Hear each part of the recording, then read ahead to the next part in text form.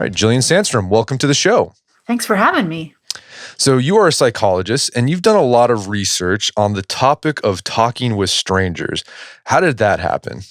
Bit of a long story, but I started doing a master's degree in psychology, and it had nothing to do with this topic. And I had a research lab in one building on campus, and my supervisor's office was in a different building. And so it was a bit of a distance between the two buildings. And whenever I walked that route, I passed a hot dog stand. And there was a lady who worked at the hot dog stand. And I don't know if I ever spoke to her, but somehow we developed this relationship where we would smile at each other and say hi every time I passed by. And it really made me feel like I belonged on campus. I felt like a bit of an imposter, as many of us do, taking on a master's degree. And just seeing her there and having this acknowledgement that she knew who I was and I knew who she was just made me feel really good. And I thought, okay, is this just me or is this actually a thing? And so that's what I decided to look at for my PhD. But a little bit longer story than that, because my dad is sort of the king of talking to strangers.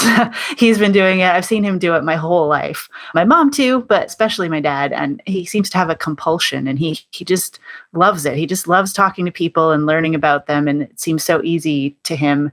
And so that was sort of an inspiration as well. This is the first time I heard a hot dog stand was the start of research. It's a true story. Yeah, no, it's really cool. Well, so you said your dad had like this compulsion to talk with strangers, but for many people, talking to strangers is like something they're uncomfortable with, and some of them even have a fear of it. In your research that you've done, have you figured out like why many people are uncomfortable with talking with strangers? Yeah, I think people are uncomfortable with a lot of different things. And so part of it might just be sort of evolutionarily speaking, people had to worry about other people and worrying, are other people going to hurt me? And we also have this sort of fundamental need to belong. It really mattered if we were sort of kicked out of our group, thousands of years ago, that basically meant you were going to die. So you need to belong. And so I think we still fear rejection from other people. It's a really strong need to belong. So we have all these things going around in our heads, and we're even taught to be afraid of strangers, right? Like when we're kids, we're told, stranger danger, you don't want to talk to other people. And I think part of it is just, you never know what they're thinking, do you? I mean, I feel like I've talked to a lot of people on the bus, and I feel like they kind of go through these phases. I'm imagining it, of course. I don't know for sure this is what they're thinking, but I think they're thinking first, do I know you? Because if I'm talking to them, I must know them, or why would I be doing it, right? And then when they get past that and they think, oh, actually, I don't know you, I think the next thought is, are you a weirdo? And then usually we get past that and they realize I'm just being friendly and everything goes smoothly. But I think the fears come from, we don't know what the other person is thinking. People don't know what my intentions are in talking to them, right? Right. And yeah, so I've been looking at a lot of just trying to understand exactly what are people worried about. And there's so many things. People endorse all sorts of reasons that I present to them. So people are worried about what they might do during a conversation. So they're worried that they might talk too much or talk too little or say the wrong thing. People are worried about what the other person might do. They're worried about how they might feel and how the other person might feel. So worried about being bored or uncomfortable or just not being understood. People are worried that they don't know how to keep a conversation going, and they worry that it might just not be very interesting or meaningful, might just be kind of awkward small talk, which a lot of us really hate. So we have all these thoughts going through our head that just sort of turn it into this giant buzz of confusion. Right. And you also talk about in your research too that you mentioned right there the whole stranger danger, right? So the fear of talking to strangers, there's a cultural component, right? Because like you grow up hearing don't talk to strangers because that's bad. But I mean, are there some cultures where they actually encourage that? Yeah, I mean, different cultures have different norms, and even within the same culture, different places or situations have different norms, right? So, I mean, I'll often hear about small towns and how people are more likely to talk to each other in a small town. Or, if you're walking your dog or taking your kid to the playground or taking a taxi, those situations, it's pretty normal to talk to strangers. But lots of other situations, it's not normal. And people think, oh, it's not okay. I'm in the UK now. And when I talk to people about how people don't like to talk to strangers, they always say, but Ireland. So apparently everybody in Ireland talks to each other. I had a master's student named Ottilie, who just loves the culture in South America. And so for her dissertation, she wanted to collect some data in Argentina. And she asked people there about the fears that they had about talking to strangers. And for some of the kinds of fears that I was mentioning, they're much lower for people in Argentina compared to the UK. But for other kinds of fears, there weren't any differences. So yeah, you're definitely right. I'm sure there's cultural differences. I haven't done a lot of research on what those are, but they're out there. Right. I thought that was an interesting point you brought up, that in certain situations, it's felt it's more acceptable to talk to strangers, right? Like, Yeah. if in an Uber, like I don't know if it's okay. Like I'm like, Uber's new, but I always feel like I should talk to the driver. Yeah. He's a complete stranger. But if you're on a bus or a train, for some reason, like, okay, you don't talk to anybody. Oh, people tell me that they'll talk, but they'll wait until the trip is almost over because they want to make sure they don't do it at the beginning, because then they might get stuck talking to someone for the whole trip. Right. That would not, yeah, some people might want to do that. So besides the cultural influence, there's also, possibly like there's the fear or not fear of talking to a stranger. It varies from person to person. So there might be some sort of just individual basis. Like your dad was your dad just extroverted and like that was just his thing, and are more introverted people less likely to talk to strangers? Good question. I always find that one hard because extroversion is tricky. I don't know. It's hard to distinguish between someone who's extroverted and introverted. We're all sort of at different points on a spectrum, right? I don't even know where I fall. I enjoy talking to strangers. I probably do it way more than most people, but I don't love going to a party where there's lots of people I don't know. And given the choice, I'd probably just stay home, sit on the couch with my cats and a book. So am I extroverted? Sometimes. But I think a lot of people are afraid of talking to strangers, even some extroverts. But in all the studies that I've done, everyone seems to report enjoying conversations, but there's a big difference before the conversation. So my guess is that probably people who are a little less extroverted are going to worry more before having a conversation, but are going to benefit just as much and enjoy the conversations just as much as someone who's a bit more extroverted. Gotcha. You sound like an ambivert. Yes, Right. that sounds about right. Right. Well, so one of the big fears that people have when they talk to somebody they don't know is that the other person they're going to try to gin up this conversation with, they're going to think they're an idiot, or they're not going to like them. But you've actually done studies on this. Yeah. So what does the research say? Is this fear that people aren't going to like us if we try to talk to them, is that well founded? It is not. So yes, I did a little bit of research, and some of the data that I collected comes from some how to talk to strangers workshops that I've run. And how that works is people sign up, and it's a special group of people because they're obviously acknowledging that they think it might be a good idea to talk to people, and they're acknowledging that they think that they can get better at doing that. But nevertheless, these are people who clearly think they don't talk as much as they should. And I put them in a situation and I say, okay, you're going to have to talk to someone you've never talked to before. And then I ask them a whole bunch of questions because that's my job. I'm a researcher. I bug people all the time and ask them to answer questions. So I asked them before having that conversation, how interesting do you think your partner's going to be? And how interesting will they think that you are? And so before talking, people say, yeah, I think my partner's going to be pretty interesting. We'll have an interesting conversation. But they think the other person, they're not really going to find me very interesting. And then they have a conversation. And this is my favorite moment of these workshops because at the beginning, there's just sort of this awkward silence in the room and nobody really knows what to do. And then I give them permission to talk. And then it's really hard to stop people from talking. And there's this buzz of conversation in the room. But I stop them nevertheless. And then I ask them again, sort of how did it go? How interesting did your partner turn out to be? And people generally report that the conversation went better than they thought, and their partner was even more interesting than they thought they would be, but still they think the other person didn't find them as interesting. So there's this thing we call the liking gap, and that occurs both before having a conversation and after having a conversation. And my collaborators and I have found that this effect lasts a really long time. So in my case with this workshop, it was a quick conversation before and after, but we also measured it in longer conversations, and even with roommates getting to know each other over the course of several months. So even after several months have elapsed, people still tend to underestimate how interesting their partner thinks they are. And this is probably because we just have a really negative voice in our head. We think, oh, I shouldn't have said that, or I should have said it a different way. Maybe they took that wrong. Maybe they didn't understand me. Like, we just have this voice telling us that, we don't know what we're doing. We're not good enough at having a conversation.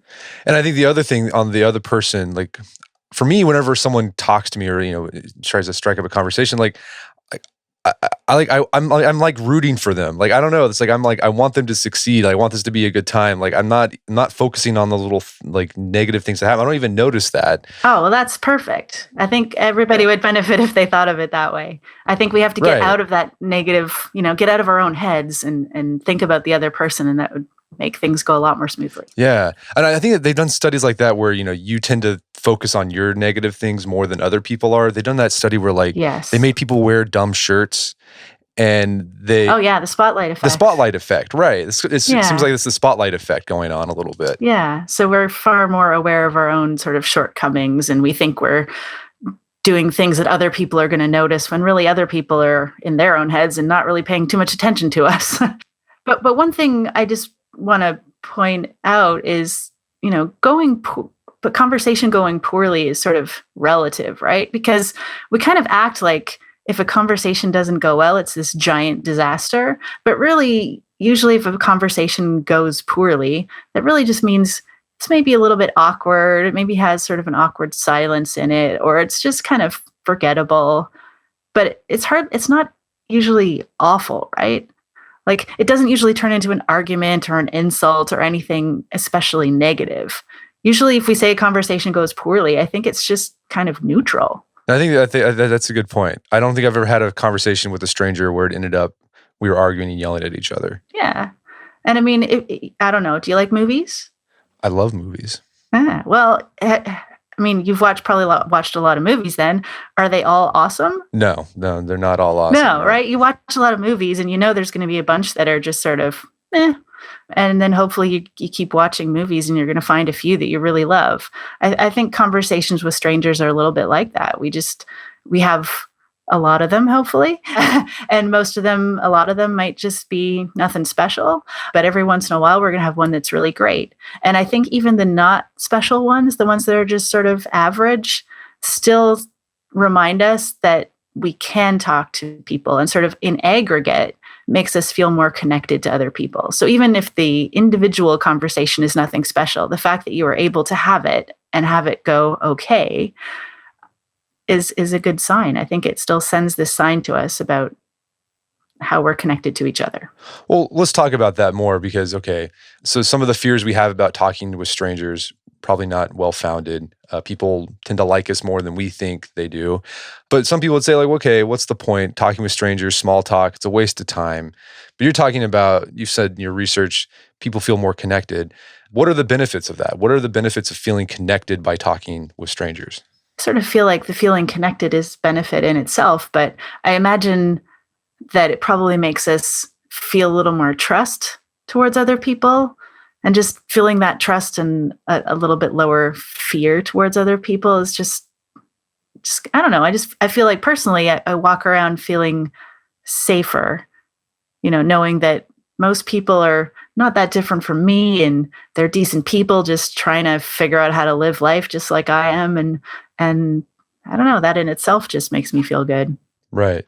And that probably, I'm sure there's studies that can be done there where it's like, well, just feeling good, that can help you, reduce stress levels. I'm sure there's studies like that are out there for the picking eventually. Yeah, I don't know. There hasn't been too much research on talking to strangers. It's sort of a new area, but I just went to a conference in February and there were several sessions about conversations. And so it seems to be something that people are getting a little more interested in. But other benefits of talking to strangers, I've run a study where we asked people to think about how talking to a stranger could be a pro-social thing. So something that benefits not only you, but the person that you're talking to. And people we asked them open-ended questions about how it had gone at the end of the day. And People said they made new friends. I mean, these were mostly students that we were studying in that study. So they're on campus and there's a chance they'll see the person again. So that's maybe slightly different than, in the city coming across someone, you'll probably never see them again.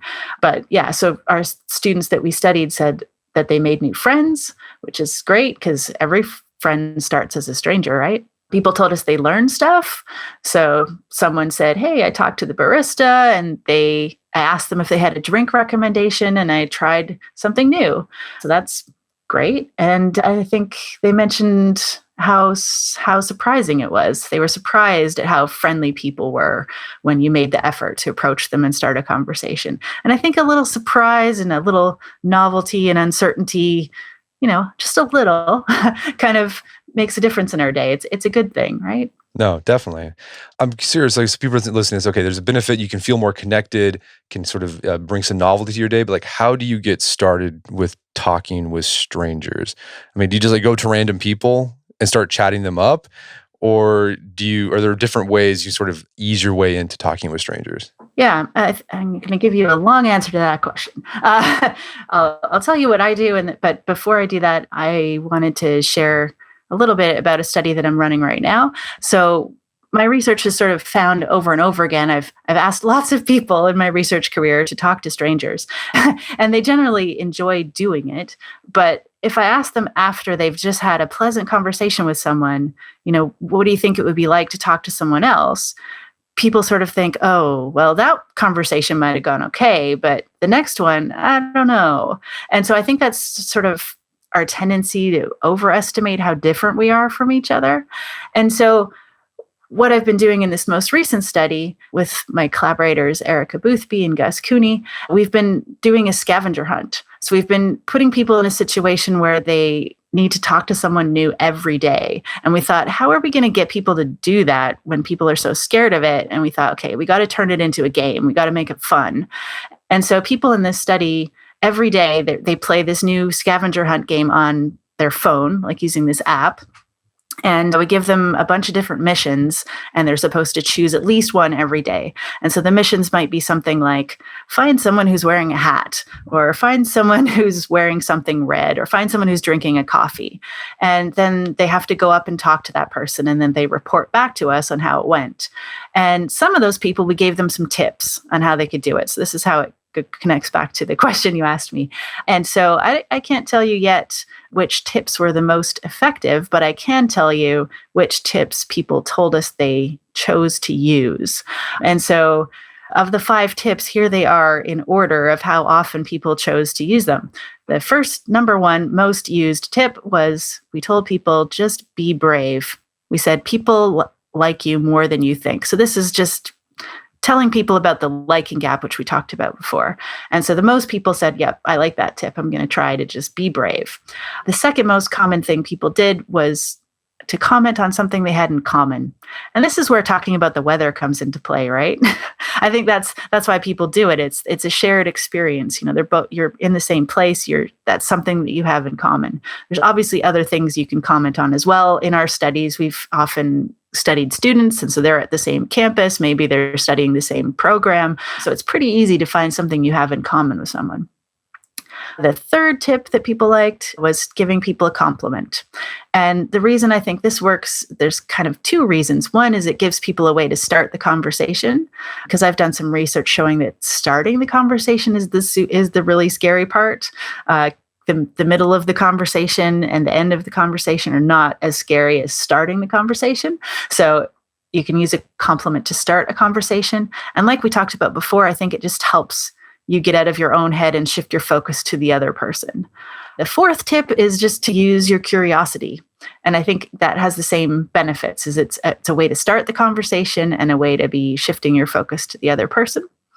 And then the fifth, the least commonly used tip, was our reminder to people that they would brighten the other person's day. So, it's going to be a good thing for you to talk to a stranger because they'll benefit from it. So people don't seem to really resonate with that tip, but it is true, and I like that tip. So for me personally, I often just it's about being observant and commenting on something I see, but sometimes I'm just cracking a joke. So I was on the train recently, and there was these two gentlemen who were wearing exactly the same clothes as each other. Which seems weird, but it turns out that they were Freemasons, and there was 1,000 of them who'd gone into London for some annual dinner. So I just made some kind of joke about, did you guys text each other in the morning about what you were going to wear? I talked to someone on the tube once in London because he was eating cookies for breakfast, and that just seemed unusual. So I was commenting on that. So often I'm just sort of, trying to make people smile.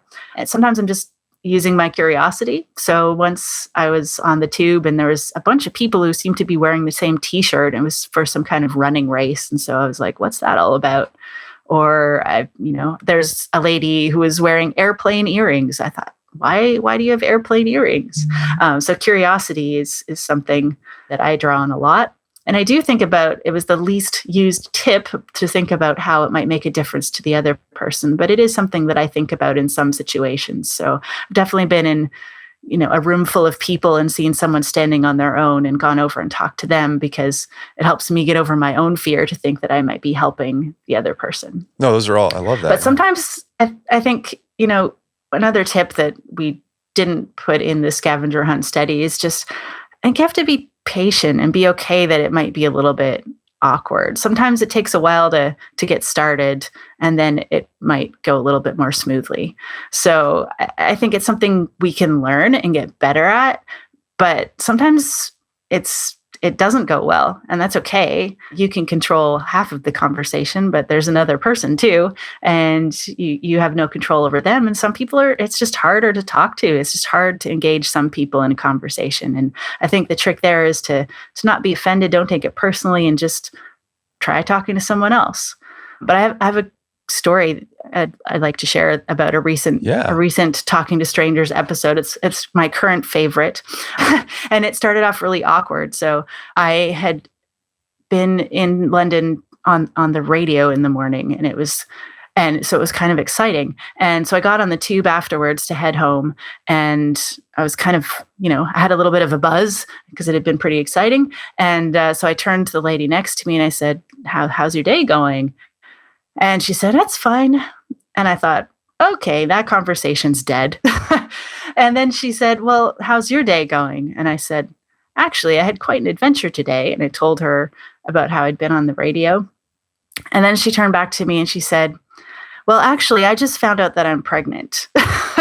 And so it was, she was going to have to go back to her office and not talk about it because, we don't talk about these things for a while. But it was okay for her to tell me, a complete stranger, maybe partly because it was a reciprocity thing. I just shared something with her and she shared it back with me. And it just felt so amazing that someone was able to trust me and tell me something like that and share their good news. And we hugged it out.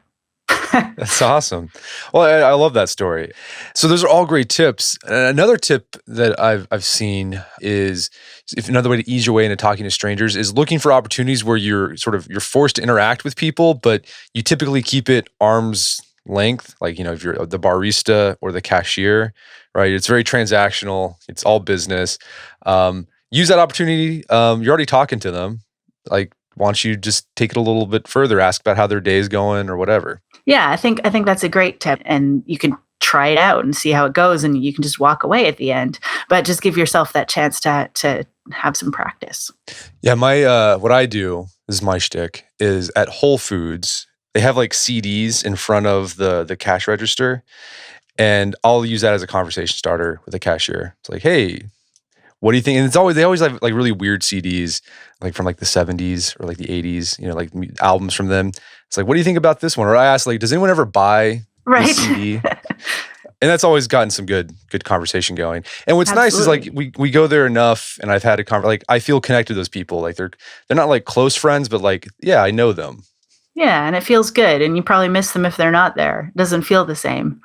Exactly. And I think that makes it hard to move to a new city because you think, we think about how we're leaving friends and family behind, but you're also leaving behind that whole network of, weak ties that you don't really think about. But when they're not there, I think we miss them. Well, Julia, where do you see your research going? Like, where are you leaning into more with this talking to strangers line of research? I'm sort of changing my path in the near future. It occurred to me, so I've been looking a lot at trying to understand, like I said, what kind of exactly why people are so worried about talking to each other. And so just like the hot dog stand inspired that, a post on Facebook has inspired what I'm doing next. And there's a woman named Emily McDowell who created this line of greeting cards, and she had experienced cancer treatment, and just that situation that we all hear about how you're going through something difficult and then you really find out who your friends are because people just sort of disappear. And it occurred to me that maybe there might be some similarity within these two different kind of situations. Maybe people obviously don't know what to say, and so they're choosing to say nothing at all, which is probably the exact wrong decision, because the person needs you in that moment, and maybe we shouldn't be worried so much about saying the wrong thing. But yeah, it just made me wonder how much of the worries we have in that situation could be similar to the ones we have when talking to strangers. And then, if we do find that sort of common things, common fears, that would make it, those are the things we should be targeting to help people have better communication. So that's sort of where I'm pivoting to a little bit in the near future is looking at difficult conversations and trying to figure out how to make them a little bit better. So I've done one study already working with a local hospice and looking at conversations about dying. So people at the hospice who, they're not, death is not imminent for them, but they have been diagnosed with a life-limiting condition. And these are people who are coming to a support group. And so just asking them, have you had a conversation with a confidant about your death? And what kind of things did you talk about? And were you okay with the things that people said? Were they awful? Just trying to understand, are there things that people really shouldn't say? And, how did it go? And then comparing that to people who are in a similar situation but have not had a conversation about death, and trying to understand, what are they worried about, and are those fears overblown as well? So it feels very similar, but also quite different from what I've been doing. No, I bet it's very similar because, yeah, I've always had that feeling when someone's going through hard times, like, I'll probably just say something dumb, so I'm just not going to say anything. But when I'm on the receiving end, I don't care what anyone says. I just feel glad that someone showed up and tried to have a conversation with me. Yeah, exactly. So I think there's probably similar things going on where we're worried too much about saying the wrong thing and, just inside our heads. And probably the best situation is, there's nothing wrong with telling the person, look, this is really awful what you're going through. And I don't know what to say. And I'm worried about saying the wrong thing, but I just want you to know that I'm there for you, and tell me what you need from me. Yeah, that's off. If someone said that to me, if I was going through a hard time, I'd be like, man, you're awesome. I'm so glad. This is great. Well, Gillian, where can people go to learn more about your work? I have a website. So it's just my name, gilliansandstrom.com. I'm always happy to talk to people about talking to strangers. And if anyone has ideas for how to use my research in something that they're doing, I'd love to hear from them. Well, fantastic. Well, Gillian Sandstrom, thanks so much for your time. It's been a pleasure. Thank you so much for having me. My guest today was Gillian Sandstrom. You can find out more information about her work by going to her website, gilliansandstrom.com. Also, check out our show notes at aom.is/talktostrangers, where you can find links to resources where you can delve deeper into this topic.